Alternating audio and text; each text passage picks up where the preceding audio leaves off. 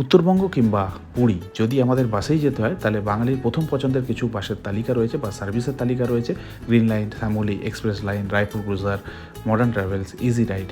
কিন্তু এর মধ্যেও এমন কিছু বাস সার্ভিস আছে খুব অল্প টাকায় আপনাকে সঠিক সময় আপনার গন্তব্যে পৌঁছে দেবে। আজ সেরকমই একটা বাসের কথা বলবো, যেখানে অন্যান্য বাসের ভাড়া বর্তমানে 3 থেকে 3,500, মিনিমাম 800 টাকা। এরকম একটা পরিস্থিতিতে আমি দিনের দিন টিকিট কেটে মাত্র 1950 টাকায় কলকাতা থেকে শিলিগুড়ি পৌঁছে গিয়েছিলাম।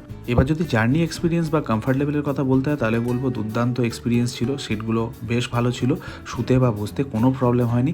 তার সঙ্গে এসিও ভালো কাজ করেছে এবং জার্নি শুরু হওয়ার সঙ্গে সঙ্গেই আমাদের কমপ্লিমেন্টারি জলের বোতল এবং জাস্ট ব্রেকের এই স্ন্যাক্স বক্স দেওয়া হয়েছিল। ওভারঅল জার্নি আমার দুর্দান্ত লেগেছে। এবার যদি টাইমিংয়ের কথা বলতে হয়, টাইমিংটা হচ্ছে সবথেকে ইম্পর্টেন্ট জিনিস, কারণ সবার সব রকম প্ল্যান থাকে এই জার্নির ওপর ডিপেন্ড করে। সেই অনুযায়ী আমরা কিন্তু পরিবহন সংস্থা চুজ করি। তো সেই দিক দিয়ে যদি দেখতে হয় বা আমাকে বলতে হয় তাহলে এই বাস কিন্তু দুর্দান্ত টাইম ম্যাচ করেছে। শুধুমাত্র শিলিগুড়িতে ঢোকার আগে 1 ঘন্টা মতো জ্যামে সময় নষ্ট হয়েছে, সেটা যে কোনো পরিবহনের ক্ষেত্রে হতে পারে। তাই লাস্ট একটা কথা বলতে পারি, যদি বর্তমানে অন্য পরিবহন বাসের টিকিট আপনারা পাচ্ছেন না বা হাই প্রাইস দেখাচ্ছে তাহলে অ্যাটেনিয়া এয়ারউইংস আপনারা ট্রাই করতে পারেন। তবে এক্ষেত্রেও ভাড়া ডাইনামিক থাকে, এটা মাথায় রাখবেন।